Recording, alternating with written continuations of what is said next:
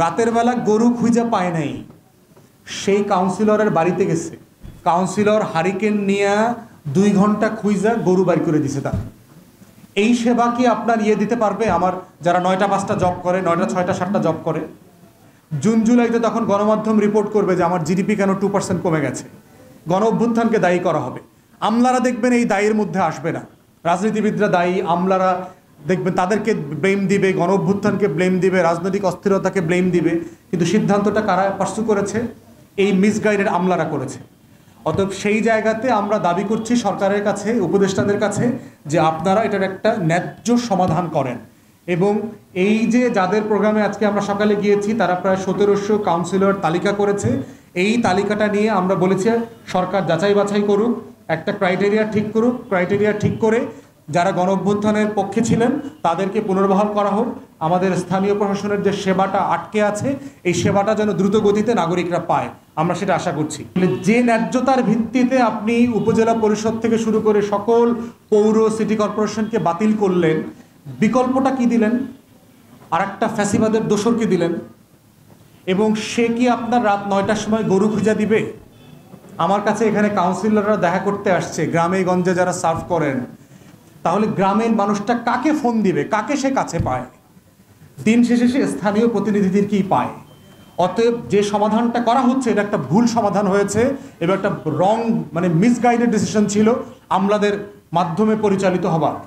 Third যেটা হয়েছে দেখেন, স্থানীয় প্রশাসন না থাকার কারণে যেটা হয়েছে যে আমার যে লোকাল ডেভেলপমেন্ট ওয়ার্ক আছে, আমাদের মন্ত্রণালয়গুলোর ভিতরে সবচেয়ে বেশি বাজেটের কাজ হচ্ছে লোকাল ডেভেলপমেন্ট, এলজিআরডি মিনিস্ট্রির কাজ, প্রায় 40,000 কোটি টাকার কাজ সারা বাংলাদেশে। এই লোকাল ডেভেলপমেন্ট কিন্তু টোটালি স্ট্যাগনেন্ট হয়ে আছে। এখন দেখেন লোকাল ডেভেলপমেন্ট ওয়ার্ক যদি না হয়, আমার অর্থনীতি কিন্তু গ্রামে গঞ্জে কিন্তু মুখ থুবড়ে পড়ে গেছে, কোনো কাজ নাই গ্রামে গঞ্জে, বেকারত্ব বাড়ছে, অর্থনীতির চাকা ঘুরবে না। এটা সত্য যে আওয়ামী লীগের আমলে কোনো নির্বাচন হয় নাই। তাহলে সমাধান কি? এখানে 2টা সমাধান আছে।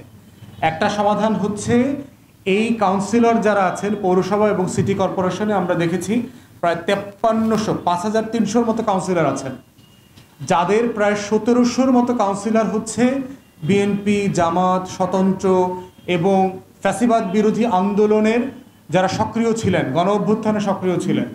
আমাদের পক্ষ থেকে আমরা দাবি করেছি যাচাই বাছাই সাপেক্ষে এই মানুষগুলোকে পুনর্বহাল করা হোক, কারণ তারা জুলাই আগস্টের গণ অভ্যুত্থানকে ধারণ করেন। তারা অনেকেই জেলে বসে নির্বাচিত হয়েছেন, তারা হচ্ছে আপনার অনেকগুলো মামলার আসামি, এই 16 বছরে অনেক নির্যাতন শিকার হয়েছেন, মজলুম হয়েছেন।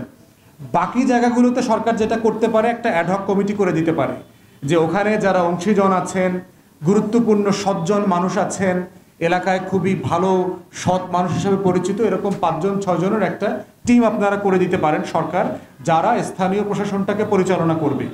না করলে যেটা হচ্ছে যে আমার দেশে সিম্পলি স্থানীয় পর্যায়ে কোনো সেবা নাই, এবং ইউনিয়ন পরিষদের চেয়ারম্যানরা আওয়ামী লীগ করবার কারণে সবাই কিন্তু পলাতক।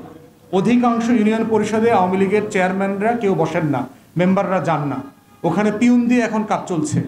এবং দেখেন আগামী 2 সপ্তাহ পরে আমাদের বাচ্চারা নতুন স্কুলে ভর্তি হবে, বই নিতে হবে। নতুন বাচ্চারা ভর্তি যে হবে, বাংলাদেশে ধরেন প্রায় 30-35 লক্ষ বাচ্চা ভর্তি হবে, প্রতি বছর ভর্তি হয়। তাহলে এই 30-35 লক্ষ বাচ্চার জন্ম সনদ লাগবে না, তার বাবা মার আইডি কার্ড লাগবে না, স্কুলে সে কী দিয়ে ভর্তি হবে? অনেক বাচ্চাদের অনেক ফ্যামিলিকে উপবৃত্তি দেয় সরকার, আপনারা জানেন। সেই উপবৃত্তির টাকাটা সে কিভাবে পাবে? তাহলে সে এইটা একটা বিশাল জটিলতা তৈরি হবে আমার স্থানীয় প্রশাসন না থাকার কারণে। এই সরকার আসার পরে যেটা হ্যাপাজার্ডলি কাজটা করেছে সেটা হচ্ছে স্থানীয় প্রশাসন সবগুলোকে বাতিল করে দিয়েছে, শুধুমাত্র ইউনিয়ন পরিষদ ছাড়া। এই সিদ্ধান্তের ভিতরে একটা বৈপরীত্য আছে, যে আপনি স্থানীয় প্রশাসনকে কেন বাতিল করেছেন? কারণ আপনি বলছেন যে তারা আওয়ামী আমলে একচেটিয়া নির্বাচনের মাধ্যমে তারা নির্বাচিত হয়েছে। তো যদি সেটা হয়ে থাকে তাহলে ইউনিয়ন পরিষদের চেয়ারম্যানরা কীভাবে নির্বাচিত হয়েছে? বাংলাদেশের অলমোস্ট সকল ইউনিয়ন পরিষদের চেয়ারম্যান আওয়ামী লীগের ওই এলাকার সভাপতি, সেক্রেটারি। তাহলে আপনি তাকে বাতিল করলেন না কেন?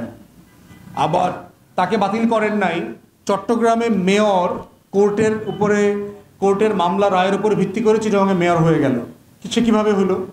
তাহলে তার প্রশাসন বাতিল হলো না কেন? আবার দেখলাম গত কয়েকদিন আগে 9 জন না 8 জন উপজেলা চেয়ারম্যান একটা রিট করে ওনাদেরকে পুনর্বহাল করবার একটা রায় নিয়েছেন। তাহলে এই যে পুরো বৈপরীত্যটা চলছে, এখানে আমরা একটা ন্যায্যতা দেখতে চাচ্ছি। আর একটা দুর্নীতি তৈরি হবে এখানে, সেটা হচ্ছে স্কুলের প্রশাসন যারা আছে, টিচার এবং গভর্নিং বডি, যেহেতু ডকুমেন্টস দেখাইতে পারছে না, তারা বাচ্চাদের পরিবার থেকে 500, 1000, 2000 টাকা করে ঘুষ নেবে এবং একটা ঘুষের চক্র তৈরি হবে এখানে। অনেক জায়গাতে যেটা করবে, উপবৃত্তির টাকা 1 মাস 2 মাসের জন্য স্কুল নিয়ে নিবে, যেহেতু তুমি ডকুমেন্টস দেখাইতে পারো না, উপবৃত্তির টাকা দিয়ে দাও। এরকম একটা দুর্নীতি হবে। আর একটা কি সমস্যা হচ্ছে দেখেন, আপনি এদের বদলে এদেরকে সরায় কাকে দায়িত্ব দিয়েছেন?